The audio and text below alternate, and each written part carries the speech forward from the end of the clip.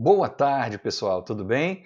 Meu nome é Vinícius Nejaim e hoje eu estou aqui para cumprir mais um estágio da docência em Pedagogia da Uninter. E nós vamos falar sobre um assunto que interessa a todos nós, que é música. Então, a partir de agora, sejam todos bem-vindos e vamos tratar desse assunto que encanta a todos nós. Nós vamos começar com uma pequena reflexão. Será que realmente a gente precisa se preocupar com um conceito específico sobre o que seria música?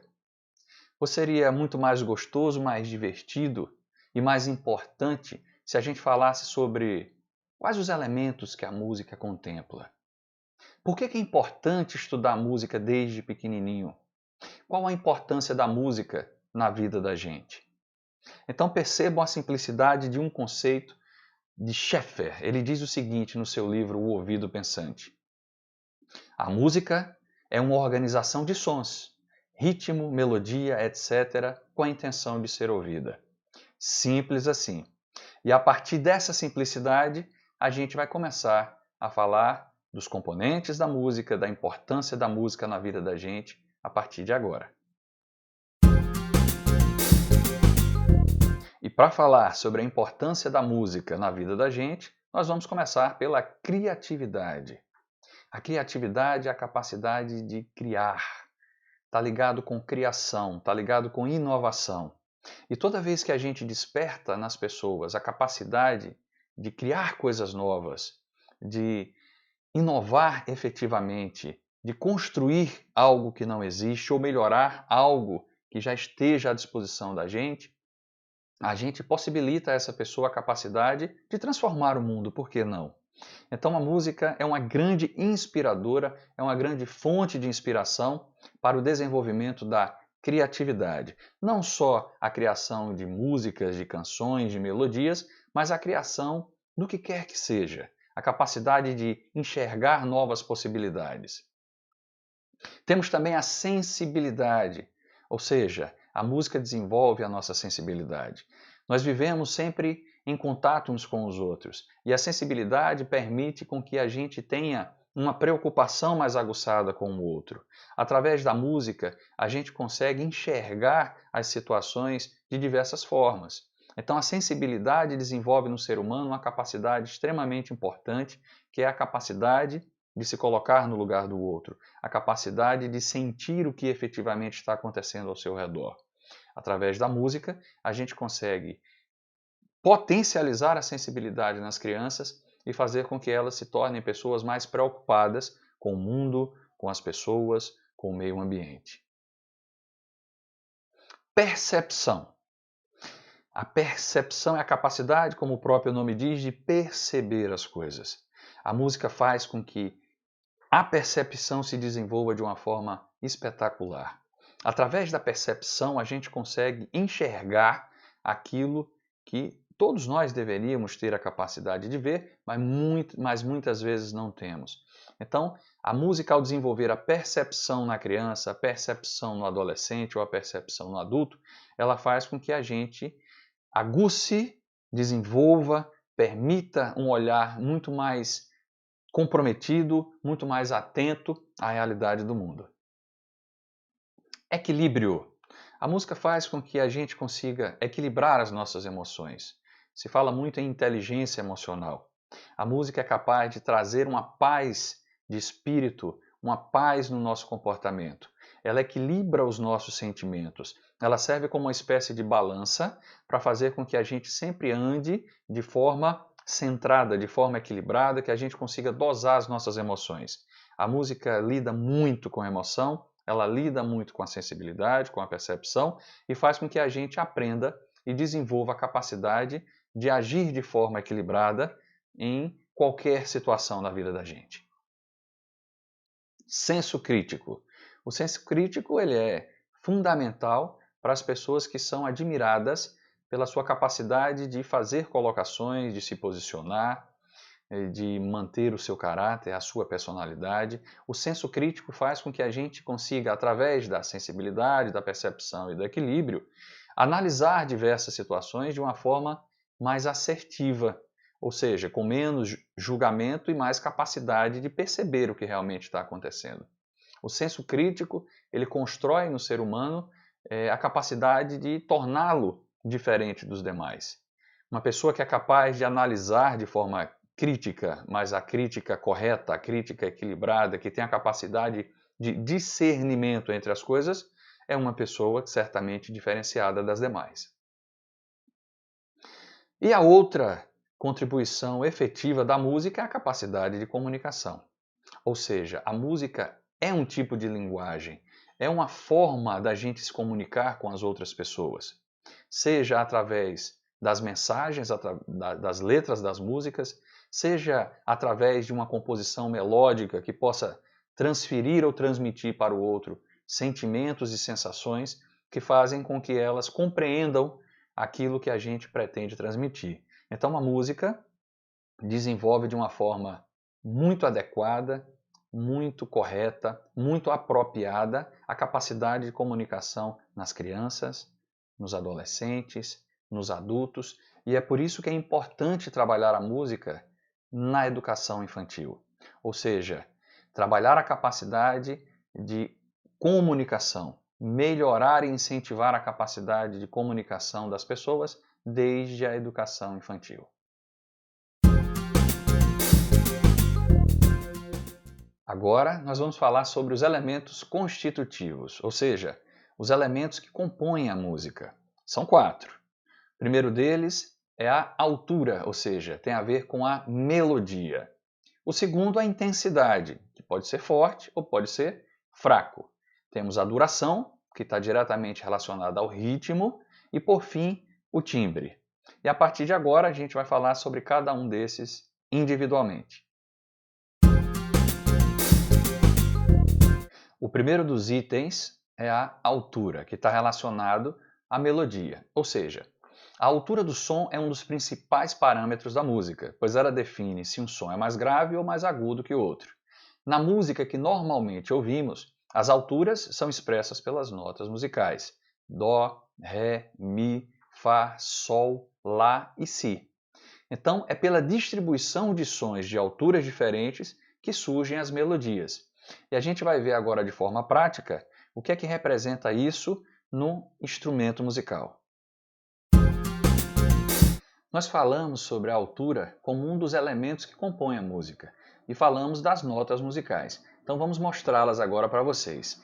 O Dó, o Ré, Mi, Fá, Sol, Lá e o Si. Para a gente entender o que é que significa a altura da música, nós vamos falar sobre a diferença entre tom mais grave ou tom mais agudo. Então, às vezes acontece da gente estar tocando uma música ou cantando uma música e sentindo uma certa dificuldade, seja porque o tom está muito alto, ou seja porque o tom está muito baixo. Então, vamos a um exemplo aqui da música da Xuxa. Ela vai ser tocada inicialmente em Si. Tá na hora, tá na hora, tá na hora de brincar. Pula, pula, bole, bole. Percebem? Bole. Isso significa que ao ter a dificuldade de emitir as palavras, os sons, a gente está tocando ou cantando em uma região da música que não é apropriada para o nosso timbre de voz. Então, percebam. Bole significa que está baixo, ou seja, está grave demais para a minha voz. Então vamos subir o tom. Vamos passar de Si para Ré. Tá na hora, tá na hora, tá na hora de brincar.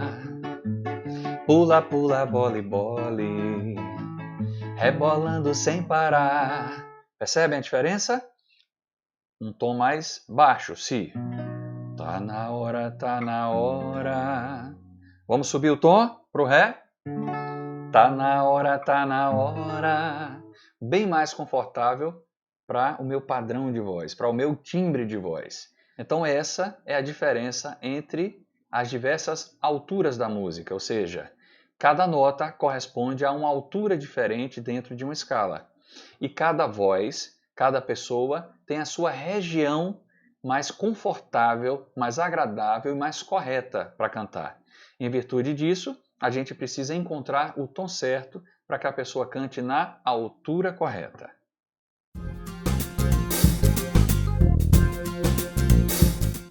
O segundo dos elementos constitutivos é a intensidade, ou seja, forte e fraco. Mas o que é que isso quer dizer?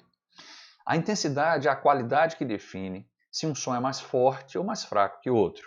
É muito comum dizermos toque mais alto ou toque mais baixo, em referência ao volume da música, quando na verdade deveríamos dizer toque mais forte ou toque mais fraco. No entanto, as expressões alto ou baixo, para designar a intensidade do som, já entraram no uso comum e seria difícil não considerá-las. Então a gente vai ver agora de forma efetiva no instrumento o que significa tocar mais forte ou tocar mais fraco, ou seja, a diferença entre as intensidades, mais forte ou mais fraco. E para mostrar a vocês agora de forma prática o que significa a intensidade na música, vamos usar a mesma canção que nós cantamos agora há pouco, a música da Xuxa. Tá na hora, tá na hora, tá na hora de brincar. Pula, pula, bole, bole, rebolando sem parar. Vamos a uma outra intensidade. Tá na hora, tá na hora, tá na hora de brincar. Pula, pula, bole, bole, rebolando sem parar. Perceberam a diferença?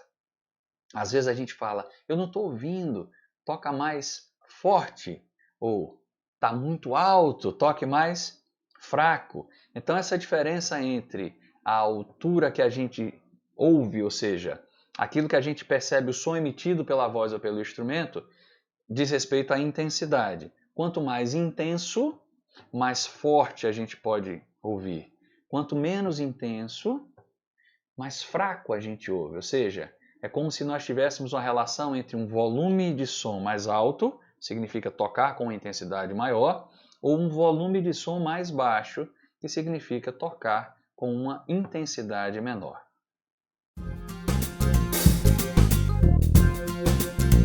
Agora chegou a hora da gente falar sobre o ritmo, ou seja, a duração. A duração de um som pode ser mais longa ou mais curta. Devemos saber que uma sequência de sons de diferentes comprimentos podem resultar em um ritmo, que é um importante elemento da música. Uma noção importante que devemos desenvolver é a de pulsação.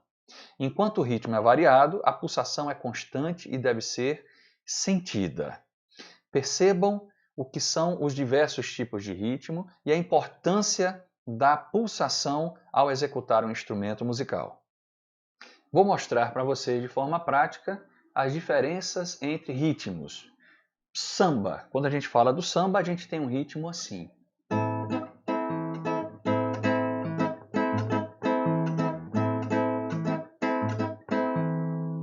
Se a gente fala de valsa, já é um ritmo bem diferente, percebam.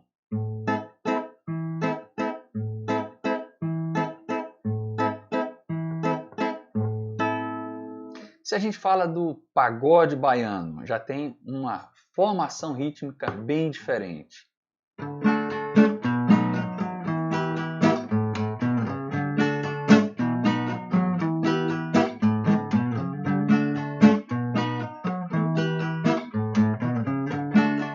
Percebem a diferença? Uma marchinha, como seria?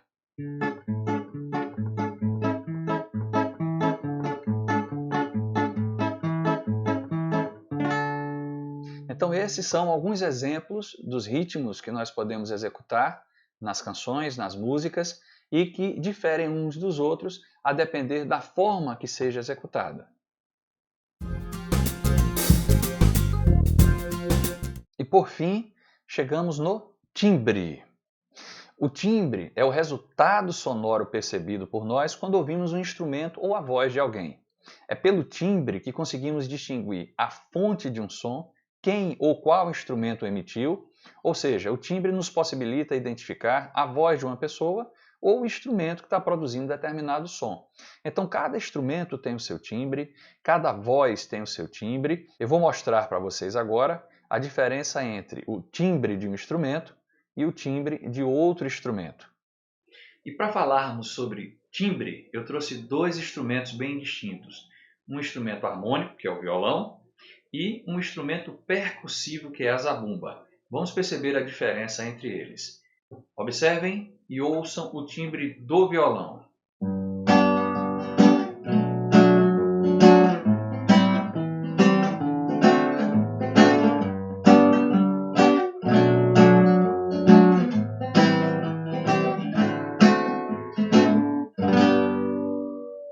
Vamos ouvir agora o timbre do violão num outro ritmo, o pagode baiano.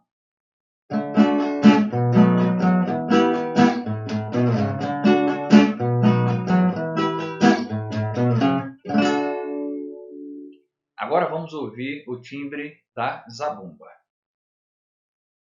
Como eu falei agora há pouco, aqui está a zabumba, um instrumento percussivo, rítmico, característico da região Nordeste. Ele é a base rítmica de um ritmo chamado forró. Então vamos ouvir o timbre da zabumba executando um shot.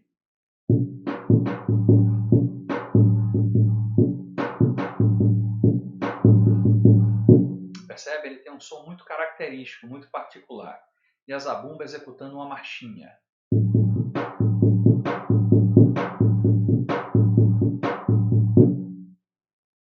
Bom, através desses dois exemplos, vocês conseguem perceber claramente a diferença entre os timbres dos instrumentos. O timbre do violão, que faz parte da família harmônica, e o timbre da zabumba, que faz parte da família percussiva. E para encerrar nossa aula de hoje, vocês vão fazer uma experiência em casa, um dever de casa. Vocês vão pegar 4 copos diferentes, vão pegar uma colher e vão bater levemente em cada um desses copos. E vão tentar descobrir e tentar perceber se há uma diferença no som emitido por cada um deles.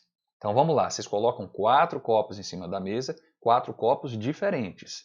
Bate com a colher em cada um deles e vão perceber se há diferença no som emitido por cada um. Se houver a diferença, vocês coloquem lá. O copo tal tem um som mais grave ou mais agudo, a extensão do som é maior ou é menor, o timbre do copo é diferente ou não é diferente, e dessa forma a gente vai conseguir fazer uma revisão e firmar os conceitos da nossa aula de hoje. Bom, pessoal, por hoje é só. A gente encerra a nossa aula. Eu quero agradecer a presença de todos vocês, desejar uma ótima tarde e até a próxima, se Deus quiser.